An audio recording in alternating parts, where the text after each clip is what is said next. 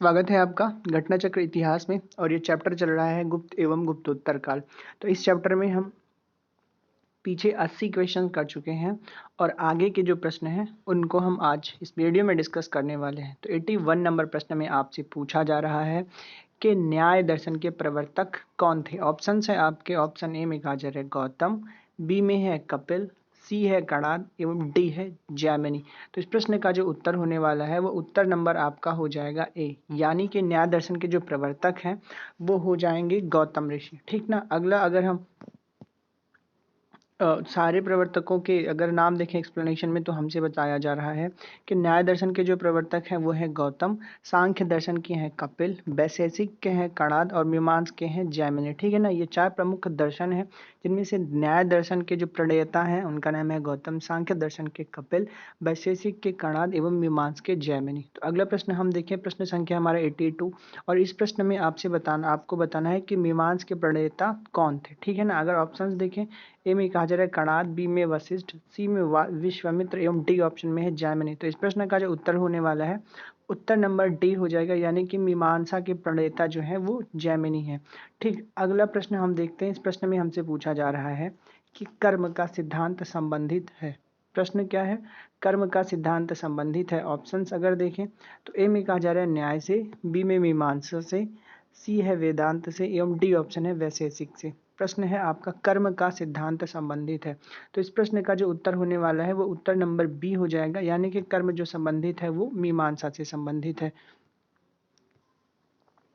अगला प्रश्न हम देखें, प्रश्न संख्या 83। इस प्रश्न में आपको बताना है कि कर्म का सिद्धांत संबंधित है। ऑप्शन है हमारे न्याय से, मीमांसा से, वेदांत से या फिर वैशेषिक से। इस प्रश्न का जो उत्तर होने वाला है वो उत्तर नंबर आपका बी हो जाएगा, यानी कि जो कर्म संबंधित है वो आपका कर्म संबंधित है मीमांसा से। 83 नंबर प्रश्न था। अब 84 नंबर प्रश्न अगर हम देखें तो इस प्रश्न में आपसे पूछा जा रहा है कि निम्न में से किस दर्शन का मत है कि वेद शाश्वत है। ठीक ना। प्रश्न क्या है? किस दर्शन का मत है कि वेद शाश्वत हैं। अगर ऑप्शंस देखें, ए में कहा जा रहा है सांख्य का, बी ऑप्शन है वैशेषिक, सी है मीमांसा, डी है न्याय एवं ई ऑप्शन है योग।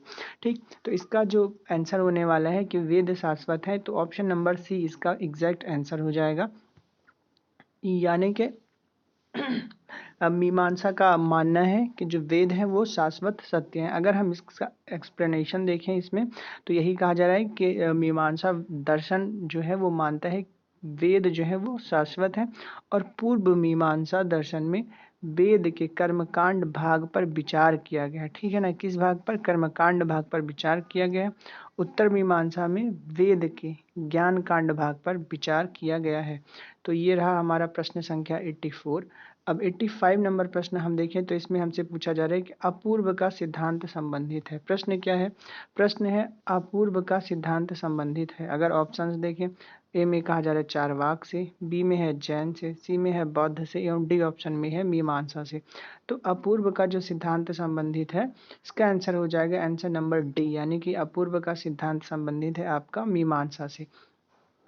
अगर हम एक्सप्लेनेशन देखें तो यही कहा जा रहा है कि अपूर्व मीमांसा से संबंधित है, और कह रहे हैं कि मीमांसा दर्शन में एक अदृश्य शक्ति की कल्पना की गई है। ठीक। मीमांसा दर्शन में किस शक्ति की कल्पना करी गई है? अदृश्य शक्ति की, जो कर्म तथा उसके परिणाम के बीच एक अतिलौकिक कड़ी है। ठीक। अदृश्य शक्ति की कल्पना करी गई है और जो कि कर्म एवं परिणाम के बीच एक अतिलौकिक कड़ी है, और कह रहे हैं कि इसे अपूर्व भी कहा जाता है, इसे अपूर्व कहता है, वह इसे अपूर्व कहता है। और अपूर्व का शाब्दिक अर्थ है कि कोई नई वस्तु जो पहले नहीं जानी गई अथवा वह पहले नहीं था। ठीक। तो ये रहा हमारा प्रश्न संख्या 85। 86 अगर क्वेश्चन नंबर देखें तो इसमें हमसे पूछा जा रहा है कि निम्नलिखित युग्म में से कौन सा एक भारतीय षड दर्शन का भाग नहीं है। ठीक है ना। भारतीय षड दर्शन जो है उनमें से कौन सा एक दर्शन ऐसा है जो उसका भाग नहीं है। अगर हम ऑप्शंस देखें तो ए में कहा जा रहा है मीमांसा और वेदांत, बी में कहा जा रहा है न्याय एवं वैशेषिक, सी में कहा जा रहा है कि लोकायत एवं कापालिक एवं डी ऑप्शन है आपका सांख्य एवं योग।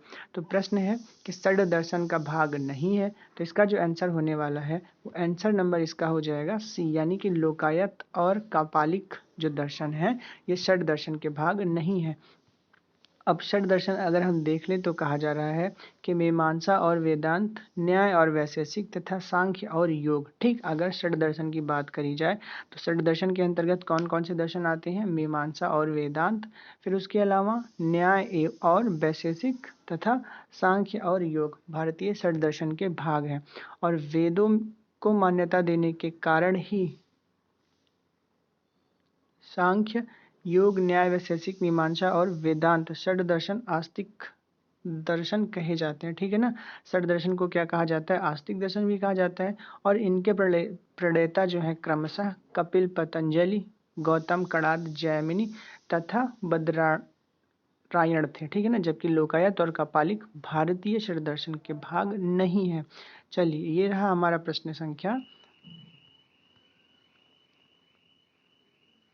89। अब 90 नंबर के प्रश्न में आपसे पूछा जा रहा है, एक तरफ दे दिया गया है 89 नहीं, ये प्रश्न हमको करने हैं अभी 87। तो 87 नंबर प्रश्न में आपसे पूछा जा रहा है अद्वैत दर्शन के संस्थापक हैं। ठीक ना। अद्वैत दर्शन के संस्थापक कौन है? आपको ऑप्शन ए में कहा जा रहा है कि शंकराचार्य, बी में कह रहे हैं रामानुजाचार्य, माधवाचार्य, डी ऑप्शन है आपका महात्मा बुद्ध और ई ऑप्शन है इनमें से कोई नहीं। तो अद्वैत दर्शन के जो संस्थापक हैं वो हो जाएंगे आपके शंकराचार्य। चलिए, इसका अगर एक्सप्लेनेशन देखें तो यही कहा जाए कि अद्वैत दर्शन के संस्थापक जो हैं वो कौन है? वो है शंकराचार्य। और शंकराचार्य ने प्रस्थान त्रयी, जिनमें कौन कौन से आते हैं? उपनिषद, ब्रह्मसूत्र और भागवत गीता पर भाष्य लिखकर अद्वैतवाद का समर्थन करा है। ठीक है ना। किसका समर्थन करा है? शंकराचार्य ने अद्वैतवाद का। क्या क्या लिख के? उपनिषद, ब्रह्मसूत्र और भागवत गीता पर भाष्य। फिर कहा जा रहा है कि ब्रह्मसूत्र उनका भाष्य, ब्रह्मसूत्र भाष्य या फिर शारीरिक शास्त्र कहलाता है। चलिए, अगला प्रश्न हम देखें। इस प्रश्न में हमसे पूछा जा रहा है कि निम्नलिखित में से जो अद्वैत वेदांत के अनुसार, निम्नलिखित में से अद्वैत वेदांत के अनुसार किसके द्वारा मुक्ति प्राप्त की जा सकती है? अगर ऑप्शंस देखें, ए में कहा जा रहा है ज्ञान के द्वारा, बी में कर्म के द्वारा, सी भक्ति, डी योग के द्वारा। प्रश्न है कि किसके द्वारा मुक्ति प्राप्त करी जा सकती है? तो इस प्रश्न का जो उत्तर होने वाला है, उत्तर नंबर आपका ए हो जाएगा, यानी कि ज्ञान के द्वारा जो है वो मुक्ति प्राप्त करी जा सकती है। अगर हम व्याख्या देखें इस प्रश्न की तो यही कह रहे हैं कि ज्ञान मार्ग जो है वो मात्र एक ऐसा मोक्ष का साधन है जिसे साधन स्वीकार किया गया है। कह रहे हैं कि उसकी मान्यता है कि केवल ज्ञान से ही मुक्ति मिलती है। किससे? ज्ञान से ही मुक्ति मिलती है और ज्ञान के अभाव में मुक्ति संभव नहीं है। ठीक है ना। यानी कि अगर आपके पास ज्ञान नहीं है समुचित तो फिर आपको मुक्ति मिलना असंभव है। उल्लेखनीय है कि अद्वैतवाद में वेदांत के सभी लोग ज्ञान मार्ग के अधिकारी होते हैं। ठीक है ना। अद्वैतवाद को मानने वाले सारे लोग जो होते हैं वो ज्ञान मार्ग के अधिकारी होते हैं। और ज्ञान मार्ग का अधिकारी केवल वही है जो साधन चतुष्टय, ठीक है ना, साधन चतुष्टय से युक्त है। जबकि विशिष्टाद्वैतवाद दर्शन में भक्ति मार्ग को मोक्ष का साधन माना जाता है। अगला प्रश्न हम देखें। प्रश्न है आपका, चलिए अगला प्रश्न देखते हैं। आपको सूची 1 से सूची 2 को मिलान करना है। एक तरफ संवत्सर दिया गया है, और दूसरी तरफ समय दिया गया है। तो उसको आपको करना है मैच। एक तरफ कह रहे हैं विक्रम संवत, शक संवत, गुप्त संवत एवं कली संवत। सर ठीक ना। तो आपको सही मिलान करने हैं, बताना है। अगर हम इसका एग्जैक्ट आंसर देखें तो इसमें पूछा गया है, इसका आंसर हो जाएगा कूट संख्या डी। ठीक ना। डी का अगर हम मिलान करें तो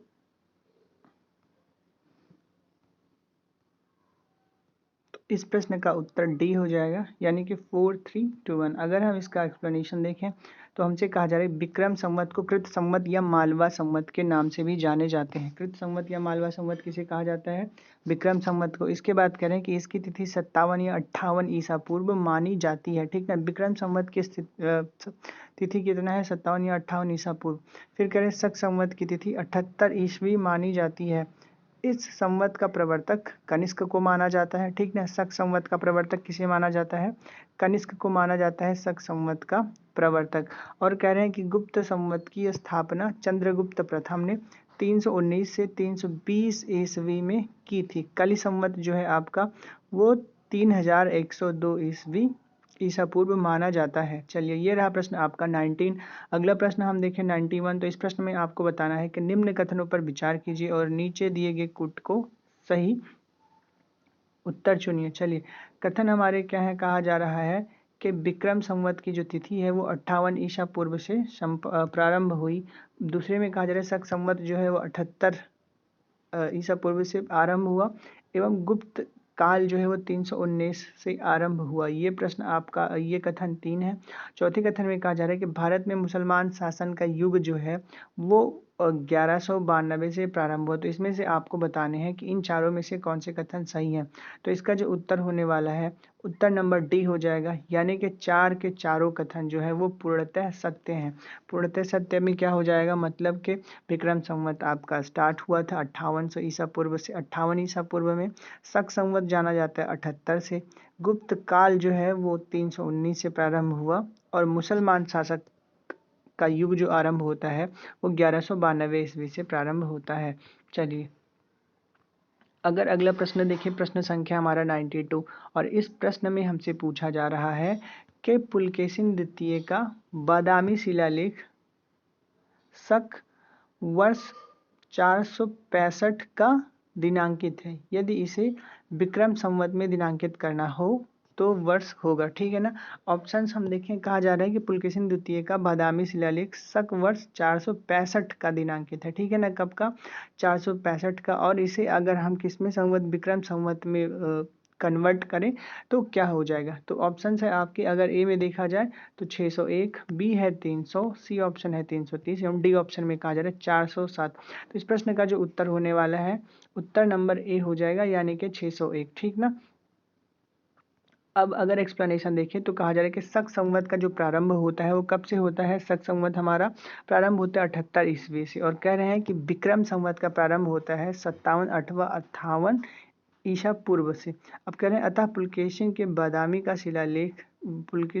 बादामी शिलालेख को विक्रम संवत से दिनांकित करने के लिए हमें 465 से 465 में 78 और 58 जोड़ना होगा। इस प्रकार अगर हम 465 में 58 और 78 जोड़ देते हैं तो हमारा 601 विक्रम संवत बन जाता है।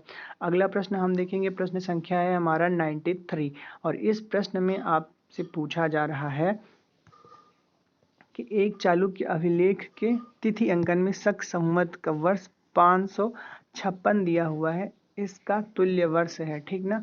शक संवत का वर्ष कितना दिया गया है, 556, और इस का तुल्य वर्ष जो है वो आपको बताना है।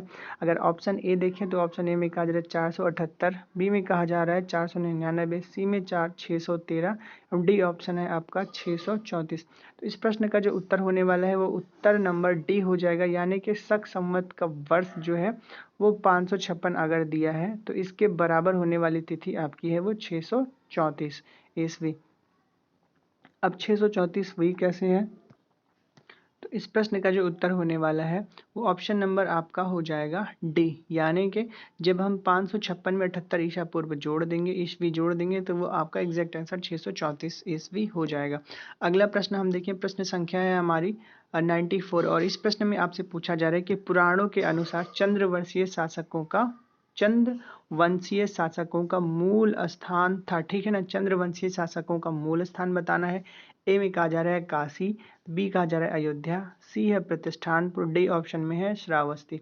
तो चंद्रवंशीय शासकों का जो मूल स्थान हो जाएगा वो आपका हो जाएगा प्रतिष्ठानपुर, ठीक है ना। चंद्रवंशीय शासकों का मूल स्थान था आपका प्रतिष्ठानपुर। अगर हम एक्सप्लेनेशन देखें तो यही कहा जा रहा है कि पुराणों के अनुसार चंद्रवंश या फिर जिसे हम सोमवंश के नाम से भी जानते हैं, और कह रहे हैं क्षत्रिय वर्ण के 3 मूल वंशों अन्य 2 सूर्यवंश एवं अग्निवंश में से एक है, ठीक है ना।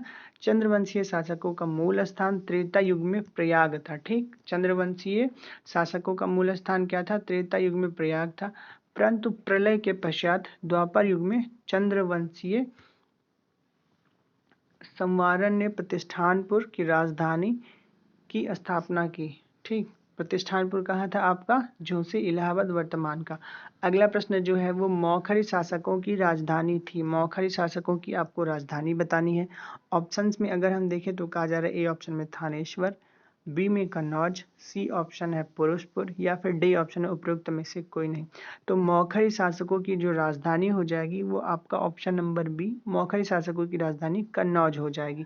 एक्सप्लेनेशन देखें तो हमसे कहा जा रहा है कि मौखरी वंश के शासकों ने अपनी राजधानी कन्नौज को बनाई और इस वंश के जो प्रमुख शासक हैं, प्रमुख शासकों में हरिवर्मा, आदित्य वर्मा, ईशान वर्मा या फिर शर्ब वर्मा एवं ग्रह वर्मा थे। ठीक, मौखरी वंश के सामंत मौखरी कौन थे? मौखरी जो थे वो गुप्तों के सामंत थे और मौखरियों ने अपनी राजधानी कन्नौज को बनाई थी और इनके प्रमुख शासक कौन कौन से हैं? प्रमुख शासकों के नाम है हरिवर्मा, आदित्य वर्मा, ईशान वर्मा एवं शर्व वर्मा।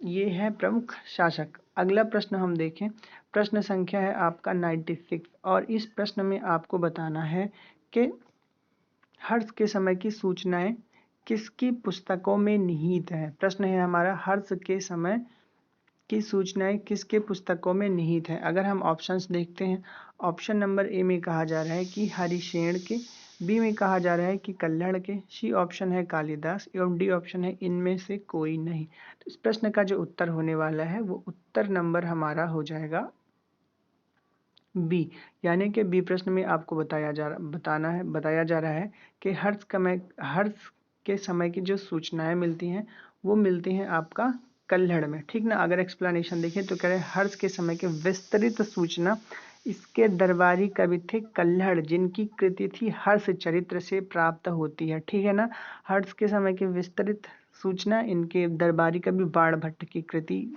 जो है उससे का नाम है हर्षचरित, जिससे प्राप्त होती है। फिर करें इससे जुड़ी कुछ सूचनाएं कल्हड़कृत रजत रंगिणी से मिलती है। कालिदास एवं हरिसेन की रचनाओं में हर्ष से संबंधित किसी भी सूचना का उल्लेख नहीं है। ठीक ना, कालिदास और हरिसेन की रचनाओं में हर्ष से संबंधित किसी भी सूचनाओं का उल्लेख आपको नहीं मिलता है। प्रश्न संख्या अगला देखिए 97 है और इस प्रश्न में आपको बताना है कि इस प्रश्न में आपको बताना है हर्ष चरित्र नामक पुस्तक किसने लिखी। अगर ऑप्शंस देखें, आर्यभट्ट, बी ऑप्शन में कहा जा रहा है बाणभट्ट, सी ऑप्शन है आपका विष्णुगुप्त एवं डी ऑप्शन है परिमल गुप्त। तो इस प्रश्न का जो उत्तर होने वाला है, हर्षचरित के जो रचनाकार हैं उनका नाम है बाणभट्ट। ठीक ना, हमने अगर देखें तो यही कहा जा रहा है कि सुप्रसिद्ध लेखक जो है हर्षचरित के उनका नाम है बाणभट्ट और यह वर्धन वंश के इतिहास का प्रमुख स्रोत है। ठीक है ना, कौन से वंश का प्रमुख स्रोत है? वर्धन वंश का प्रमुख स्रोत है। इसमें लेखक अपने समकालीन शासक तथा उसके पूर्वजों के जीवन वृत्त का वर्णन करता है। अब अगला प्रश्न हम देखें, इसमें पूछा जा रहा है कि हर्ष के साम्राज्य की राजधानी थी कन्नौज, बी है पाटलिपुत्र, सी है प्रयाग एवं डी ऑप्शन है आपका थानेश्वर। तो हर्ष के साम्राज्य की राजधानी थी आपकी कन्नौज। चलिए अगर इसका एक्सप्लेनेशन देखें तो हमें कहा जा रहा है कि चीनी स्रोतों से पता चलता है कि हर्ष एवं राज्यश्री दोनों साथ कन्नौज के सिंहासन पर बैठते थे। ठीक है ना, हर्ष और राजश्री दोनों एक साथ कन्नौज के सिंहासन पर बैठते थे। हर्ष ने अपनी राजधानी थानेश्वर से कन्नौज स्थानांतरित कर ली थी। ठीक है ना, कहाँ से? थानेश्वर से कन्नौज, ताकि वह राजश्री को प्रशासनिक कार्यों में पूरी सहायता प्रदान कर सके। यह हर्ष के विस्तृत साम्राज्य पर शासन करने के लिए भी उपयुक्त था। ठीक, यानी कि क्या हुआ, इसमें हर्ष ने अपनी राजधानी थानेश्वर से कन्नौज स्थानांतरित कर ली ताकि वह राज्यश्री के प्रशासनिक कार्यों की सहायता कर सके, प्रशासनिक कार्यों में सहायता कर सके। अगला प्रश्न हम देखें, प्रश्न संख्या है हमारा 99 और इस प्रश्न में हमसे पूछा जा रहा है कि सम्राट हर्ष ने अपनी राजधानी थानेश्वर से कहाँ स्थानांतरित की। ठीक है ना, प्रश्न है सम्राट हर्ष ने अपनी राजधानी थानेश्वर से कहाँ स्थानांतरित करी। अगर ऑप्शंस देखें, ए में कहा जा रहा है कि प्रयाग, बी में कहा जा रहा है कि दिल्ली, सी ऑप्शन है कन्नौज एवं डी ऑप्शन में है राजगृह। प्रश्न यही है कि सम्राट हर्ष ने अपनी राजधानी थानेश्वर से कहाँ स्थानांतरित की। तो इसका जो आंसर होने वाला है वो आंसर नंबर सी हो जाएगा। सम्राट हर्ष ने अपनी राजधानी थानेश्वर से कन्नौज स्थानांतरित कर ली थी। हमने इसका एक्सप्लेनेशन ऊपर ही देखा। अगला प्रश्न देखें। इस प्रश्न में हमसे पूछा जा रहा है कि सम्राट हर्षवर्धन ने 2 महान धार्मिक सम्मेलनों का आयोजन किया था। कहाँ कहाँ? ऑप्शन ए में है कन्नौज तथा प्रयाग में, बी है प्रयाग तथा थानेश्वर में, सी ऑप्शन है थानेश्वर तथा वल्लभी में, थर्ड डी ऑप्शन है वल्लभी तथा प्रयाग में। प्रश्न यही है कि सम्राट हर्षवर्धन ने 2 महान धार्मिक सम्मेलनों का आयोजन किया।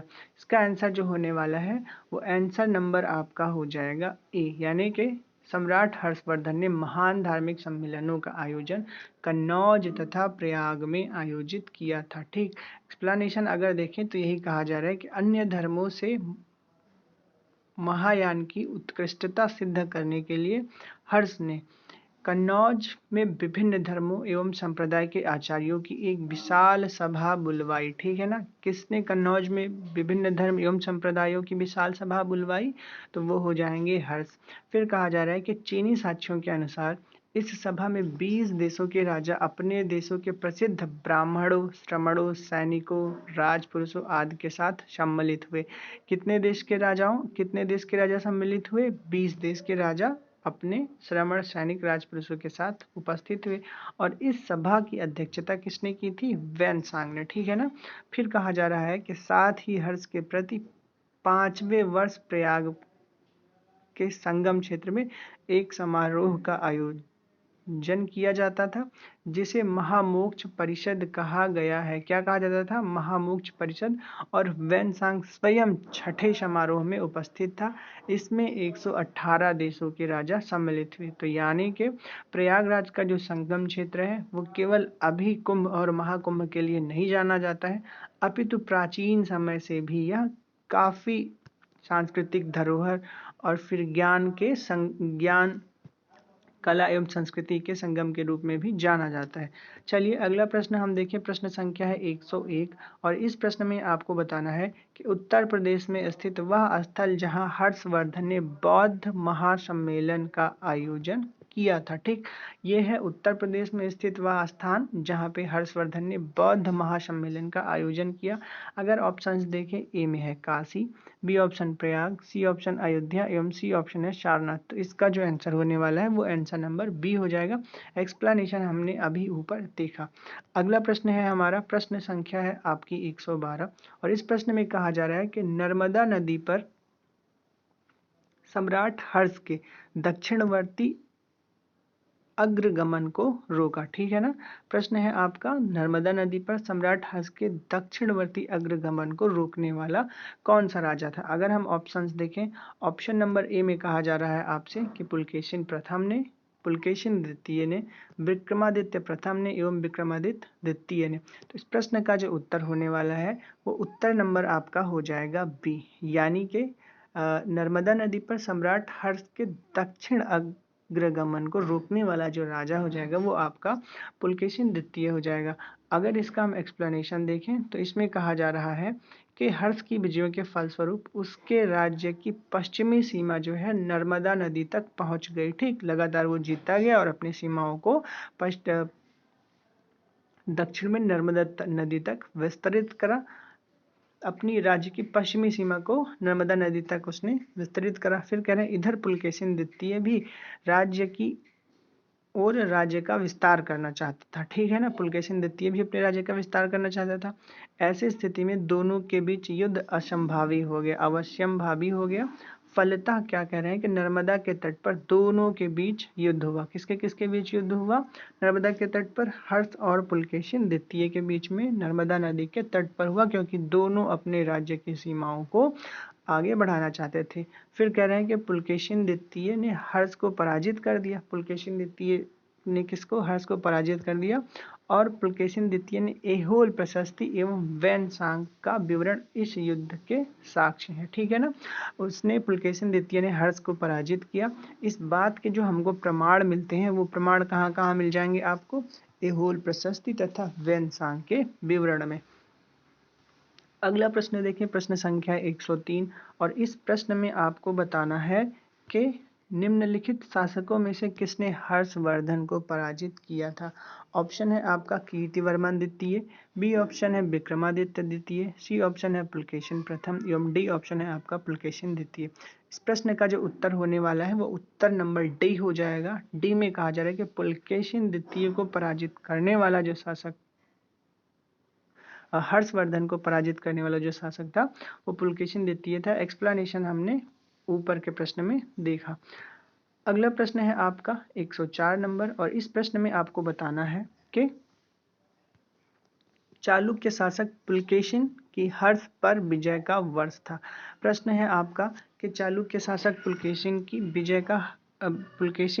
की हर्ष पर विजय का कौन सा वर्ष था, यानी कि पुलकेशिन द्वितीय ने हर्ष को कब पराजित किया था। ऑप्शन है हमारा 612 ईस्वी, बी में कहा जा रहा है 618 ईस्वी, सी ऑप्शन है 622 एवं डी ऑप्शन है 634 ईस्वी। इस प्रश्न का जो उत्तर होने वाला है वो उत्तर नंबर डी हो जाएगा, यानी कि चालुक्य शासक पुलकेशिन ने हर्ष को 634 ईस्वी में पराजित किया था। एक्सप्लेनेशन अगर देखें तो कहा जा रहा है पुलकेशिन द्वितीय चालुक्य वंश का शक्तिशाली शासक था, ठीक है ना। पुलकेशिन द्वितीय किस वंश का शक्तिशाली शासक था? चालुक्य वंश का। हर्ष की विजयों के फलस्वरूप उसके पास उसके राज्य की सीमा नर्मदा नदी तक पहुंच गई थी, ठीक है ना। ये हमने ऊपर भी देखा, और कह रहे हैं उधर पुलकेशिन, ये क्वेश्चन हो चुका है तो इसका एक्सप्लेनेशन हमने ऊपर देख लिया है लगभग। चलिए अगला प्रश्न अगर हम देखते हैं तो प्रश्न संख्या है हमारा 105। इस प्रश्न में कहा जा रहा है कि कवि बाण निवासी था, ठीक है ना। प्रश्न क्या है हमारा? प्रश्न है कि कवि बाण जो था वो कहाँ का निवासी था। ऑप्शन से आपके पाटलिपुत्र का, थानेश्वर का, भोजपुर का, या फिर उपर्युक्त में से कोई भी नहीं। तो इस प्रश्न का जो उत्तर होने वाला है वो उत्तर नंबर डी हो जाएगा, यानी कि कवि बाण ऊपर दिए गए किन्हीं भी ऑप्शन में से निवास नहीं करता था। तो इसका जो आंसर होने वाला है बाणभट्ट जो है, बाणभट्ट का जन्म औरंगाबाद जिले के सोन नदी के किनारे अवस्थित पृथ्वीकूटा नामक गांव में हुआ था, ठीक है ना। यानी कि बाणभट्ट का अगर जन्म देखा जाए तो वो कहाँ पे हुआ था? औरंगाबाद जिले में। और बाणभट्ट के पिता जो थे वो त्रिच भानु तथा माता का नाम राजदेवी था। अगला प्रश्न है हमारा प्रश्न संख्या 106, और इस प्रश्न में आपको बताना है कि वेनसांग किसके शासनकाल में भारत आया था। प्रश्न है वेनसांग किसके शासनकाल में भारत आया था। अगर ऑप्शंस देखें, ऑप्शन ए में कहा जाए चंद्रगुप्त द्वितीय के, बी है सम्राट हर्ष के, सी ऑप्शन है चंद्रगुप्त मौर्य एवं डी ऑप्शन है चंद्रगुप्त प्रथम के। तो इसका आंसर जो होने वाला है वेनसांग आया था भारत सम्राट हर्ष के शासनकाल में, ठीक ना। बी ऑप्शन इसका सही आंसर हो जाएगा। अगर एक्सप्लेनेशन देखें तो हमसे कहा जा रहा है कि हर्षवर्धन के समय में सर्व प्रमुख घटना चीनी यात्री वेनसांग का भारत आगमन था, ठीक है ना। ये बहुत ज्यादा पूछा जाने वाला प्रश्न है कि पूछते हैं वेनसांग किसके शासनकाल में भारत आया था। तो इसका आंसर हो जाएगा वेनसांग हर्षवर्धन के शासनकाल में भारत आया था। और उसकी उत्कृष्ट अभिलाषा महात्मा बुद्ध का चरण चिन्हों द्वारा पवित्र किए गए स्थानों को देखना एवं पवित्र बौद्ध ग्रंथों का अध्ययन करना, ठीक है। वेनसांग किस वजह से भारत आया था? वेनसांग भारत आया था कि महात्मा बुद्ध के जो चरण चिन्ह थे, जहां जहां पे उन्होंने उपदेश दिए थे, जहां पे वो रहे थे, उन सभी स्थानों का दर्शन करना और उनसे संबंधित जो भी ग्रंथ थे उनका अध्ययन करना, जो उन दिनों भारत में सुलभ थे। इस उद्देश्य की पूर्ति है तो उसने तांग शासकों की राजधानी चंगन से, ठीक है ना, वो चीन में किस राज्य से आया था? तांग शासकों की जो राजधानी थी चंगन से भारतवर्ष के लिए कब निकला था? 629 ईस्वी में, ठीक है ना। कौन सी ईस्वी में? 629 ईस्वी में उसने प्रस्थान किया और अपनी भारत यात्रा के ऊपर उसने एक ग्रंथ लिखा जिसे CU की कहा जाता है, ठीक है ना। तो इस एक्सप्लेनेशन में हमको कुछ बड़ी बातें मिल रही हैं, वो ये कि चीनी यात्री वेनसांग जो था वो किसके शासनकाल में भारत आया? हर्षवर्धन के शासनकाल में भारत आया। और वो किस लिए आया था? वो महात्मा बुद्ध के पद चिन्हों का दर्शन करने एवं उनसे संबंधित ग्रंथों को पढ़ने के लिए। इसके अलावा कहा जा रहा है कि वो चीन में कहाँ से आया था, अगर पूछा जाए तो वो आया था चीन में तांग शासकों की राजधानी चंगन से। कहाँ से? तांग शासकों की राजधानी चंगन से। और कह रहे हैं 629 ईस्वी में उसने प्रस्थान किया, ठीक है ना। चांग शासकों की राजधानी तंगन से 629 ईस्वी में वो आया और उसने अपने इन सारे यात्रा वृत्तांतों का वर्णन एक ग्रंथ में किया है जिसका नाम है सी यू की। चलिए, तो ये प्रश्न था हमारा 106। 107 नंबर के प्रश्न में अगर हम देखें तो हमसे पूछा जा रहा है कि हर्षवर्धन के शासनकाल में किस चीनी यात्री ने भारत की यात्रा की। तो ऑप्शन है हमारे फहियान ने, वेनसांग ने, इत्सिंग ने या फिर तारानाथ ने। तो इस प्रश्न का उत्तर होने वाला है बी ऑप्शन, ठीक है ना, यानी कि हर्षवर्धन के शासनकाल में वेनसांग जो था वो भारत आया था। चलिए अगला प्रश्न हम देखते हैं, प्रश्न संख्या 108 है। इस प्रश्न में आपसे पूछा जा रहा है कि भारत की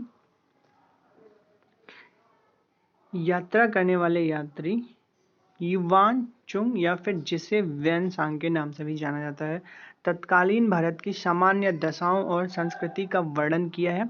इस संदर्भ में निम्नलिखित में से कौन सा कथन सही है, ठीक है ना। यही कहा जा रहा है कि वेनसांग ने जो भारत दर्शन का वर्णन करा है उनमें से कौन सा कथन सही है। अगर ऑप्शन नंबर ए देखें यानी कि पहले कथन को हम देखें तो कहा जा रहा है सड़क और नदी मार्ग जो थे वो लूट मार से पूरी तरह सुरक्षित थे। दूसरे कथन में कहा जा रहा है कि जहां तक अपराधों के लिए दंड का प्रश्न है, अग्नि जल व विष द्वारा सत्य परीक्षा किया जाना ही किसी भी व्यक्ति की निर्दोषिता अथवा दोष के निर्णय के साधन थे। ये रहा हमारा कथन नंबर 2। अगर हम तीसरा कथन देखें तो तीसरे कथन में कहा जा रहा है कि व्यापारियों को नौ घाटों और नौका पर शुल्क देना पड़ता था, ठीक है ना। तो ये 3 कथन है आपका।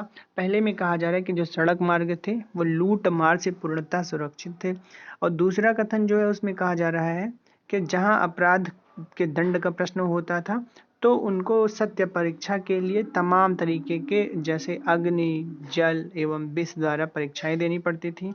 एवं तीसरे कथन में कहा जा रहा है कि व्यापारियों को नौका घाटों या फिर नौकाओं के लिए शुल्क देना पड़ता था। तो इस प्रश्न का जो उत्तर होने वाला है वो उत्तर नंबर हो जाएगा आपका बी। बी का मतलब बी ऑप्शन में आपका एग्जैक्ट आंसर है 2 और 3, ठीक है ना। यानी कि दूसरा और तीसरा जो हमारा कथन है वो पूर्णतः सत्य है कि अपराधों के लिए, ठीक है ना, अपराधों की दोष सिद्धि के लिए जो है अब या फिर अपराधों के दंड के लिए अग्नि जल व विष जैसी सत्य परीक्षाएं देनी पड़ती थी। और तीसरा जो कथन है नौका घाटों या फिर नौकाओं के लिए शुल्क देना पड़ता है। तो यहाँ पे जो सत एग्जैक्ट आंसर होने वाला है वो दूसरा और तीसरा हो जाएगा, और पहला जो कथन है वो पूर्णतः गलत हो जाएगा। चलिए एक्सप्लेनेशन अगर देखें इस प्रश्न का तो इसमें यही कहा जा रहा है कि वेनसांग के अनुसार सड़कों पर पूर्व आवागमन पूर्णतः सुरक्षित नहीं था, ठीक है, पूर्णतः सुरक्षित नहीं था। सड़कों पर कई बार चोर डाकू के चंगुल में फंस चुका था, ठीक है ना। वेनसांग भी कई बार चोरों और डाकुओं के चंगुल में फंस चुका था। इस प्रकार कथन एक गलत है, ठीक है ना। पहले कथन में कहा गया था कि हर्षवर्धन के काल में जो सड़कें हुआ करती थी वो पूर्णतः डाकुओं से सुरक्षित थी। तो ऐसा नहीं है क्योंकि वेनसांग खुद कई बार चोरों और डाकुओं के चंगुल में फंस चुका था। तो अगर आगे देखें कह रहा है कि अपराध अथवा निर्दोष सिद्ध करने के लिए अग्नि जल विष आदि द्वारा दिव्य परीक्षाएं ली जाती थी। उसके अनुसार व्यापारिक मार्गों घाटों एवं बिक्री की वस्तुओं आदि पर भी कर लगाए जाते थे जिससे राज्य को पर्याप्त धन प्राप्त होता था। इस प्रकार कथन 2 एवं 3 जो है पूर्णतः सही है। अगला प्रश्न हम देखिए, प्रश्न में हमसे पूछा जा रहा है कि हर्षवर्धन के दरबार में वेनसांग को एक दूत के रूप में किसने भेजा था, ठीक है ना। हर्षवर्धन के दरबार में वेनसांग को एक दूत के रूप में किसने भेजा था। अगर ऑप्शंस देखिए, ए में कहा जा रहा है कि ताई शुंग ने, बी में कहा जा रहा है कि तुंग कुआन ने, सी में कहा जा रहा है कुएन वो ने, और डी ऑप्शन है आपका उपयुक्त में से कोई भी नहीं। इस प्रश्न का जो उत्तर होने वाला है वो उत्तर नंबर डी हो जाएगा, यानी कि हर्ष के दरबार में वेनसांग को एक दूत के रूप में उपर्युक्त तीनों कथनों में से किसी ने भी नहीं भेजा था। तो हम देखेंगे कि वेनसांग को दूत के रूप में हर्ष के दरबार में किसने भेजा था? तो इसका जो आंसर हो जाएगा कि वेनसांग चीन के तांग वंशी शासक ताई सुंग का समकालीन तथा इसी के राज्य का एक नागरिक था। ठीक है ना, यानी कि वेनसांग कहाँ का था? चीन के तांग वंशी, वेनसांग चीन के तांग वंशी शासक ताई सुंग का समकालीन था तथा इसी के राज्य का एक नागरिक था। कह रहे तुर्क आक्रांताओं के भय से ताई सुंग ने अपने नागरिकों के लिए पश्चिम में विदेश यात्रा पर प्रतिबंध लगा रखा था। उसने तांग शासकों की राजधानी चंगन से भारतवर्ष के लिए 629 ईस्वी में प्रस्थान किया और लगभग 13 वर्षों के भारत प्रवास के बाद वह वापस चीन पहुंचा। तब सम्राट ने उसके कृत्यों के लिए उसे दंडित करने के बजाय उसका स्वागत किया और उसे आध्यात्मिक सलाहकार भी नियुक्त कर लिया था। चलिए अगला प्रश्न हम देखिए। प्रश्न संख्या है 110 और इस प्रश्न में आपसे पूछा जा रहा है कि वेनसांग की भारत में यात्रा के समय सूती वस्त्रों के उत्पादन के लिए सबसे प्रसिद्ध नगर था। ठीक है ना, ये कहा जा रहा है कि भारत की यात्रा में वेनसांग की यात्रा में भारत में, यानी कि जब वेनसांग भारत की यात्रा पर आया था तो उसके अनुसार सूती वस्त्रों का जो सबसे प्रमुख उत्पादन केंद्र था उसका आपको नाम बताना है। तो इस प्रश्न का अगर हम ऑप्शंस देखें, ऑप्शन ए में कहा जा रहा है कि वाराणसी, बी में कहा जा रहा है मथुरा, सी पाटलिपुत्र एवं डी ऑप्शन है कांची। इस प्रश्न का जो उत्तर होने वाला है वो उत्तर नंबर बी हो जाएगा आपका, यानी कि वेनसांग की भारत यात्रा के समय सूती वस्त्र के उत्पादन के लिए सबसे प्रसिद्ध नगर जो था उसका नाम था मथुरा। अगला प्रश्न है आपका, कौशेय शब्द का प्रयोग किया गया है। ठीक है ना, प्रश्न है कौशेय शब्द का प्रयोग किया गया है। अगर ऑप्शंस देखें, कपास के लिए, बी है सन के लिए, सी ऑप्शन है रेशम के लिए एवं डी ऑप्शन है ऊन के लिए। तो इसका जो एग्जैक्ट आंसर होने वाला है ऑप्शन नंबर सी हो जाएगा, यानी कि कौशेय शब्द का जो प्रयोग किया गया है वो आपका रेशम के लिए प्रयोग किया गया है। अगला प्रश्न हम देखें तो यही कहा, एक्सप्लेनेशन भी देख लेते हैं। गुप्त एवं गुप्तोत्तर काल में रेशम के लिए जो है कौशेय शब्द का प्रयोग किया गया है। अगला प्रश्न हम देखिए, प्रश्न संख्या है आपकी 112 और इस प्रश्न में आपसे पूछा जा रहा है कि चीनी यात्री वेनसांग ने किस विश्वविद्यालय में अध्ययन किया था। ठीक है ना, प्रश्न है चीनी यात्री वेनसांग ने किस विश्वविद्यालय में अध्ययन किया था। तो अगर हम ऑप्शंस देखें तो ए में कहा जा रहा है कि तक्षशिला, बी कहा जा रहा है विक्रमशिला, सी ऑप्शन है मगध एवं डी ऑप्शन है नालंदा। तो वेनसांग ने जो अध्ययन किया था, वेनसांग ने अध्ययन किया था नालंदा विश्वविद्यालय ने। ठीक, अगर हम ऑप्शन देख एक्सप्लेनेशन देखें तो यही कहा जा रहा है कि 637 ईस्वी में वेनसांग नालंदा विश्वविद्यालय गया। ठीक, कब गया नालंदा विश्वविद्यालय? 637 ईस्वी में। और इस समय यहाँ के कुलपति कौन थे? आचार्य शीलभद्र थे। लगभग 1.5 वर्ष तक नालंदा विश्वविद्यालय में निवास कर उसने योग शास्त्र का अध्ययन किया। इसके बाद वह बंगाल, उड़ीसा, धान्यकटक होते हुए कांची पहुंचा। अपनी यात्रा के दौरान वेनसांग पुनः नालंदा आया और वहां उसने व्याख्यान दिए। ठीक, तो इस एक्सप्लेनेशन की बड़ी बात है कि नालंदा विश्वविद्यालय में वेनसांग ने एडमिशन कब लिया, यानी कि उसने कब प्रवेश लिया, तो वो हो जाएगा आपका 337 ईस्वी। जब उसने प्रवेश लिया तो उस विश्वविद्यालय के आचार्य कौन थे? आचार्य शीलभद्र। कितने टाइम तक वहां पर उसने पढ़ा? तो लगभग 1.5 वर्ष तक। ठीक है ना, और उसने यानी कि वेनसांग ने किस विषय में अध्ययन किया? तो वो है आपका योग शास्त्र। तो बड़ी बातें इस एक्सप्लेनेशन की। अगला प्रश्न अगर हम देखें तो हमसे कहा जा रहा है कि आज भी भारत में वेनसांग को याद करने का मुख्य कारण है। ठीक है ना, अगर ऑप्शंस देखें, हर्ष के प्रति सम्मान, बी है नालंदा में अध्ययन, सी है बौद्ध धर्म में आस्था, डी ऑप्शन है सी यू की रचना। तो इस प्रश्न का जो उत्तर होने वाला है वो उत्तर नंबर आपका हो जाएगा डी, यानी कि वेनसांग जब भारत आया था तो उसने अपने यात्रा वृत्तांतों को किस रूप में समाहित किया था? उसने एक ग्रंथ लिखा जिसका नाम था सी यू की। चलिए, तो ये प्रश्न रहा हमारा 113। अगर इसका हम एक्सप्लेनेशन देखें तो वही कहा जा रहा है के तात्कालिक समय का वर्णन जो है उसने अपने ग्रंथ सी यू के में लिखा था। अगला प्रश्न देखिए, प्रश्न संख्या है हमारी 114 और इस प्रश्न में हमसे पूछा जा रहा है कि चीनी यात्री जिसने भीनमाल की यात्रा की वह था। ठीक है ना, ऐसा चीनी यात्री जिसने भीनमाल की यात्रा करी वो कौन था। ऑप्शन है आपके फहियान, बी है संगयून, डी ऑप्शन है वेनसांग और सी ऑप्शन है वेनसांग एवं डी ऑप्शन है इत्सिंग। इसका जो उत्तर होने वाला है वो उत्तर नंबर आपका हो जाएगा सी, यानी कि भीनमाल की यात्रा करने वाला चीनी यात्री वेनसांग था।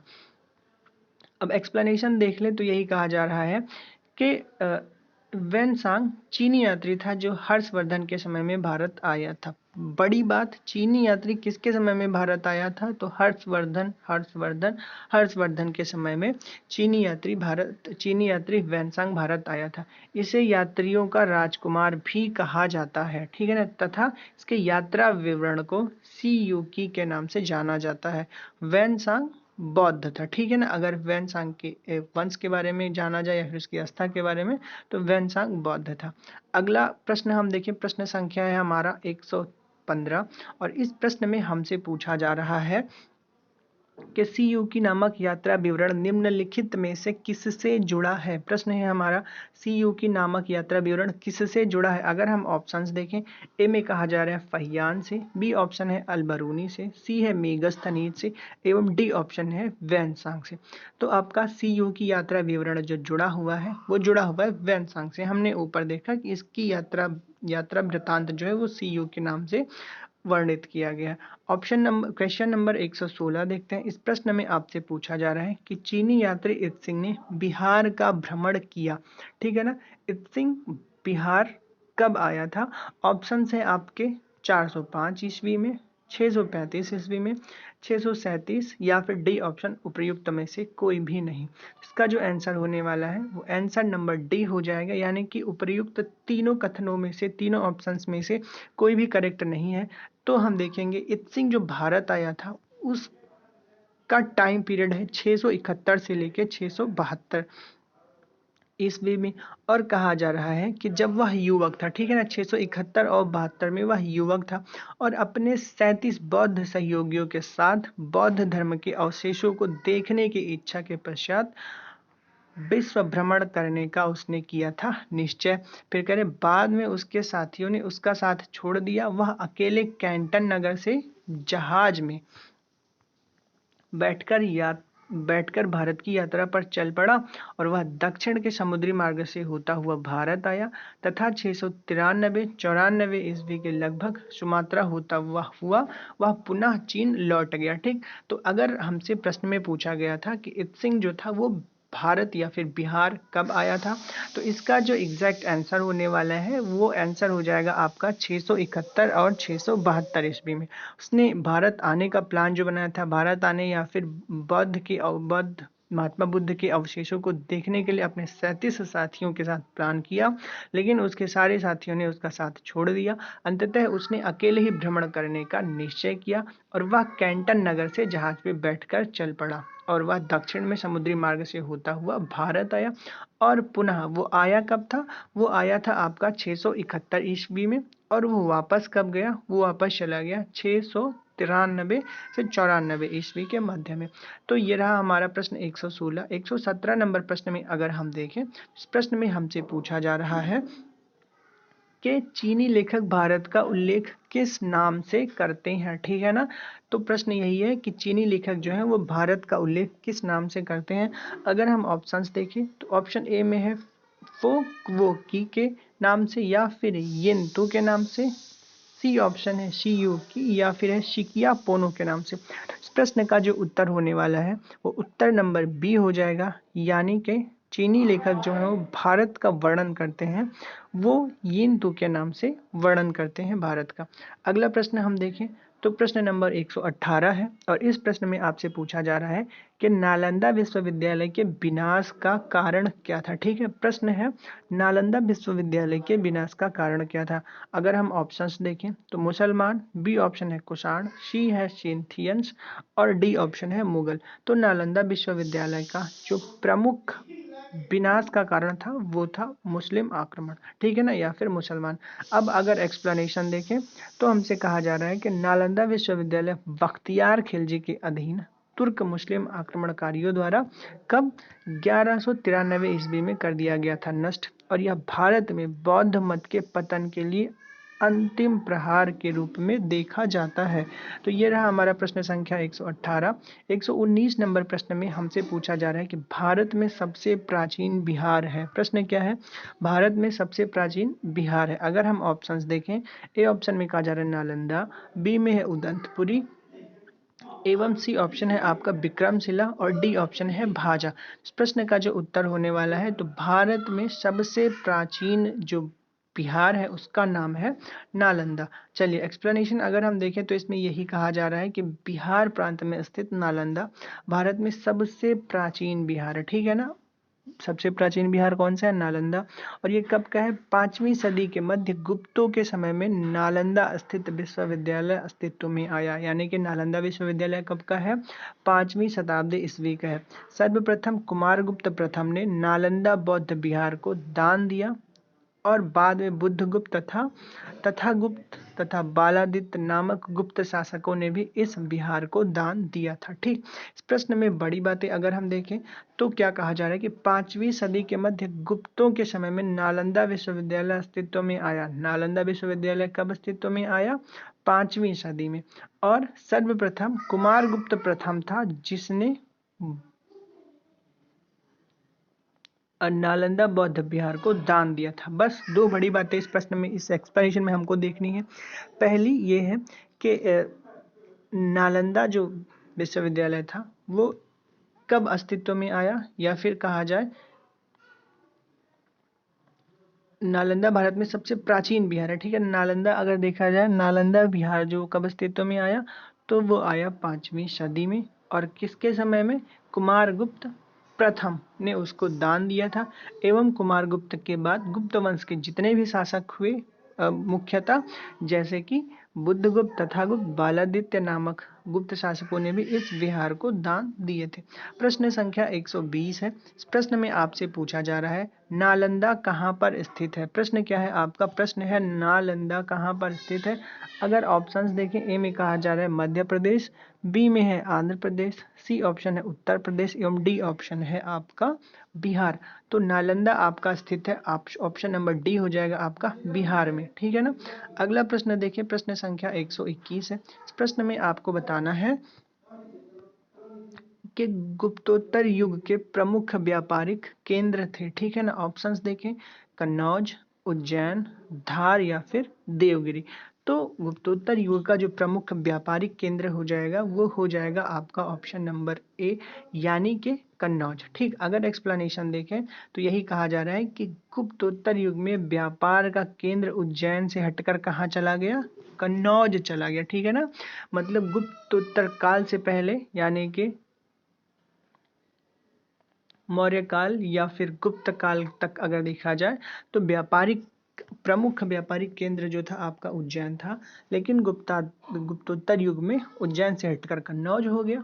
फिर कहा जा रहा है उज्जैन का महत्व गुप्त शासक में शक विजय के बाद बहुत ज्यादा बढ़ गया, ठीक है ना। शक विजय के बाद बहुत ज्यादा बढ़ गया उज्जैन का महत्व, जब चंद्रगुप्त द्वितीय ने इसे दूसरी राजधानी बनाया था। गुप्तोत्तर काल में हर्ष ने कन्नौज को थानेश्वर के स्थान पर अपनी राजधानी बनाया। गुप्तोत्तर काल में हर्ष ने किसको राजधानी बनाया? कन्नौज को थानेश्वर के स्थान पर अपनी राजधानी बनाया था। कन्नौज गंगा यमुना दोआब में स्थित होने तथा महत्वपूर्ण व्यापारिक स्थल होने के कारण तीन शक्तियों पाल, प्रतिहार और राष्ट्रकूट के आकर्षण का केंद्र भी बना। तो प्रश्न संख्या है हमारा 121। अगला प्रश्न है 122। इस प्रश्न में पूछा जा रहा है, कथन ए है कि सामंत विकास गुप्तोत्तर काल की कृषक संरचना की प्रमुख विशेषता थी, ठीक है ना। प्रश्न है कि सामंतवाद का विकास जो है वो गुप्तोत्तर काल की कृषक संरचना का प्रमुख विशेषता थी। और अगर इसका हम कारण देखें, कथन ए है कारण कहा जा रहा है कि इस काल में भूस्वामी मध्यस्थ वर्ग पर आश्रित कृषक वर्ग अस्तित्व में आया। ठीक, अगर इसका हम आंसर देखें, आंसर नंबर हो जाएगा हमारा ए में यही कहा जा रहा है कि कथन और कारण दोनों हो जाएंगे सही। अगला प्रश्न हम देखें, प्रश्न संख्या हमारा 123। इस प्रश्न में हमसे पूछा जाएगा भारतीय इतिहास के संदर्भ में निम्नलिखित में से कौन सा सामंती व्यवस्था के अनिवार्य तत्व थे, ठीक है ना। हमें बताना है कि कौन सामंती व्यवस्था का अनिवार्य तत्व था। अगर हम ऑप्शंस देखें, ए में कहा जा रहा है कि अत्यंत सशक्त केंद्रीय राजनीतिक सत्ता और अत्यंत दुर्बल प्रांतीय अथवा स्थानिक राजनीतिक सत्ता, ठीक है ना। अत्यंत सशक्त केंद्रीय राजनीतिक सत्ता और अत्यंत दुर्बल प्रांतीय अथवा स्थानीय राजनीतिक सत्ता।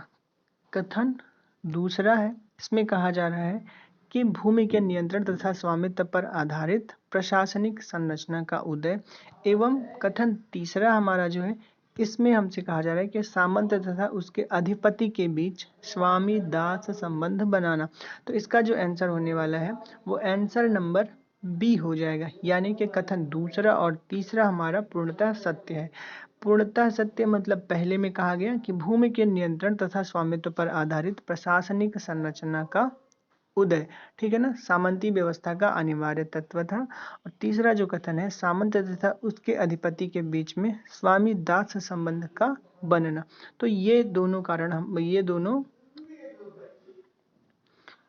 कथन हमारे पूर्णतः सत्य हो जाएंगे। अगला प्रश्न हम देखें तो प्रश्न संख्या है हमारी 124 और इस प्रश्न में हमसे पूछा जा रहा है कि निम्नलिखित कथनों पर विचार करिए। पहला जो कथन है, इस कथन में कहा जा रहा है चीनी यात्री फहियान ने कनिष्क द्वारा आयोजित की गई चतुर्थ महान बौद्ध परिषद में भाग लिया, ठीक है ना। फहियान ने कनिष्क के चतुर्थ बौद्ध परिषद में भाग लिया। और कथन दूसरा जो है वो चीनी तीर्थयात्री वैनसांग हर्ष से मिला और उसे बौद्ध धर्म का प्रतिरोधी बताया या प्रतिरोधी पाया। तो यह आपको बताना है कि दोनों कथनों में से कौन सा सही है या कौन सा सही नहीं है। तो इसका जो आंसर होने वाला है वो आंसर नंबर डी हो जाएगा, यानी कि ना तो कथन एक सही है और ना ही कथन दो सही है। अगला प्रश्न हम देखें, प्रश्न संख्या 125 और इस प्रश्न में आपको बताना है कि निम्नलिखित कथनों में से कौन सा 8वीं शताब्दी के संत शंकराचार्य के बारे में सही नहीं है।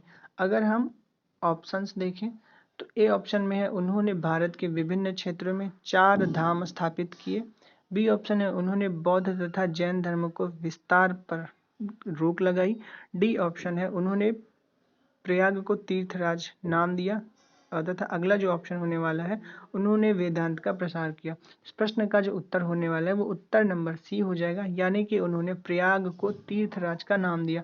तो आज के इस वीडियो में हम 125 क्वेश्चन करेंगे और जो मोस्ट इम्पॉर्टेंट क्वेश्चन थे लगभग इस वीडियो के हम उनको कर चुके हैं। तो आशा करते हैं कि ये जो सीक्वेंस चल रहा है आपको अच्छा लगा होगा। अगर ये फॉर्म अच्छा लग रहा हो तो प्लीज़ चैनल को सब्सक्राइब करिए और वीडियो को अपने दोस्तों में ज़रूर शेयर करिएगा। बहुत बहुत धन्यवाद।